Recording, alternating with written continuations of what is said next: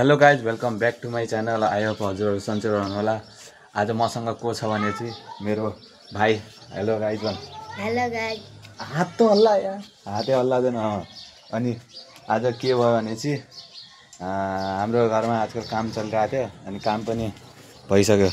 यहाँ हेर्न सक्नुहुन्छ हो कि न सर? यहाँ छतमा यस्तो फ्रस जस्तो लगाइसक्यो। यहाँ हेर्न सक्नुहुन्छ। अनि थोरै काम हाम्रो माथि छतमा पनि भएको छ, हेर्न सक्नुहुन्छ। यहाँ माथि हाम्रो काम भइरहेको थियो, यो काम भइसकेको छ। अनि यहाँ हामी स्टिलको रेलिङ हाल्ने भनेर आएको छौँ।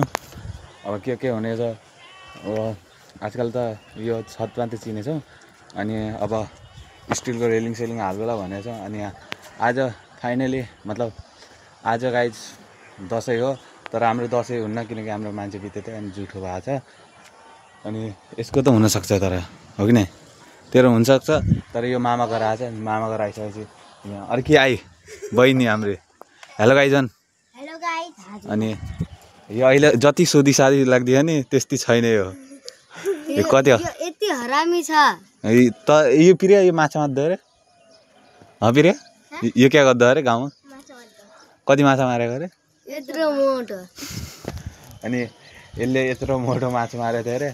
अनि त्यही हो, हामी अघि यस्तो टिकापुरको भ्यू हेर्न आएको थियो, ब्लग बनाउँदै। अनि त्यही हो, अब आज दसैँ, हाम्रो दसैँको दिन कस्तो जान्छ हजुरलाई हामी देखाउनेछौँ। हजुरहरूको आई होप राम्रै जाओस् किनकि हामी त्यही भन्न चाहन्छौँ। किनकि आज ह्याप्पी दसैँ हो गाइज। त्यो गाइज हामी होइन टङ्कीबाट पानी निकालेर यताउता पानी निकाल्ने छ टङ्की मोटर।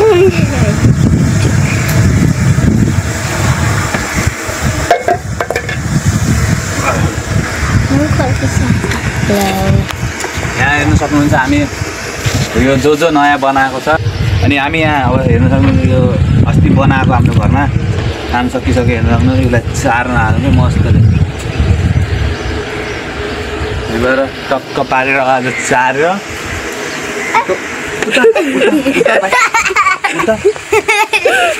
Hello guys.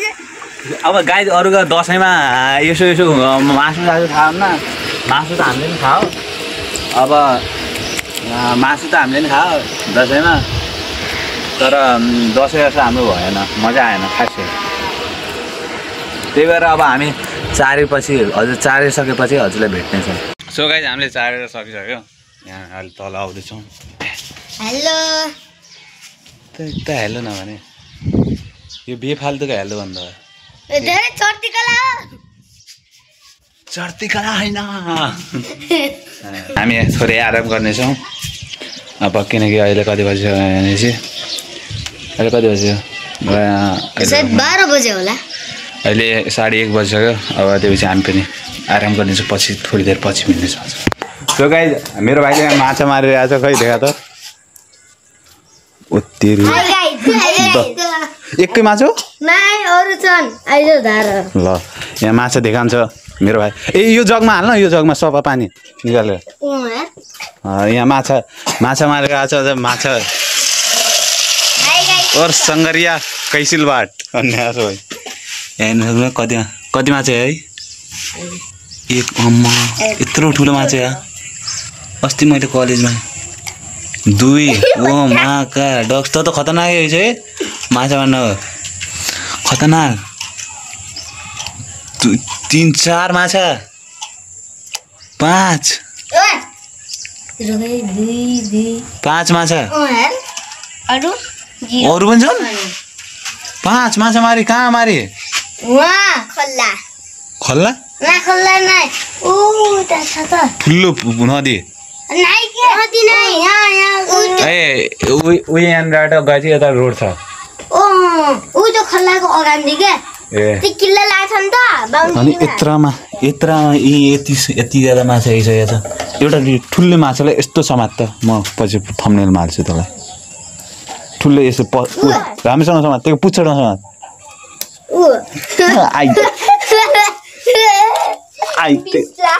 थम्बनेल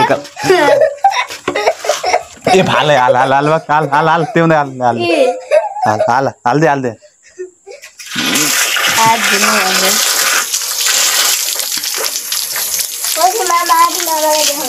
अनि माछा के गर्ने पकाएर खाने तर निगन्दै क्या माछा खाने निगन्दै म कहिले खाँदैन मासु खाँदैन नि अब यहाँ शरदजी हाम्रा माछा खान्छ नि आजको लागि चटनी भइसक्यो गाई अनि त्यही हो भाइले माछा आएछ दामी लाग्यो चाहन्छु कि मेरो भिडियो तपाईँ हेर्दा त हेर्दैन एक कुरा तपाईँ मेरो भिडियो हेर्दैन हेर्दा छ तर लाइक किन गर्दैन भने त्यो भन आज दसैँ भन्दा तर आज त्यो ठुलो दसैँ त होइन होइन अनि त्यही कारण के अरे हल्का फुल्का क्या नाम आज क्या पो दसैँ हो यहाँ टामका सामका बजार छ अनि त्यही भएर अनि म पनि अहिले तल भिडियो गाई चाहिँ बनाउनु दिँदैन होइन त्यो मुखी थाहा थियो अनि म माथि आइकन भिडियो बनाउनु लागेको थिएँ गाई म आज अछामी भाषामा बोल्न लागेको किनकि पहाडी भाषामा ब्लग बनाउने मन लागेको थियो क्या अनि त्यही हो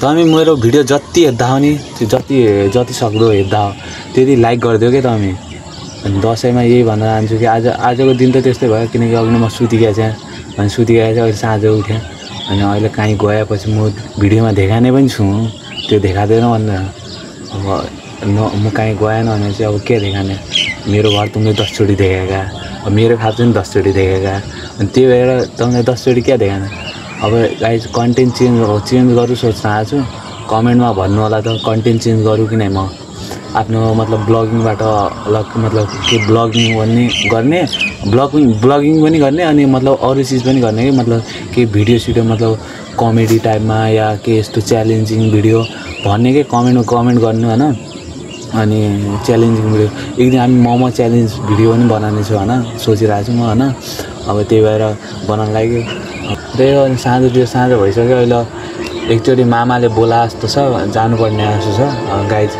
अहिले गएपछि हजुरलाई बाटामा भेट्नेछौँ मामासँग कुरा गरेर यहाँ बोलाएर पनि जानुपर्ने अगाडि ड्याडीले भनेको काम गरेनु पऱ्यो फटाफट नत्र त भाँडा भाँचिएको छु मेरो त्यही भएर फटाफट काम गरेको त्यही पछि भेट्ने हजुर गाइज अनि मैले ब्लग एन्ड गरेको थिएन अनि छतमा बोले मात्रै थिएँ अनि राति भइहाल्यो थियो अनि कहीँ पनि गएको थिएन क्या अनि त्यही भएर आजको ब्लग यति नै एन्ड गरौँ thank you for watching bye guys मन परेमा गाइज च्यानललाई सब्सक्राइब गरिदिनु होला लाइक पनि गरिदिनु होला त्यही भन्न चाहन्छु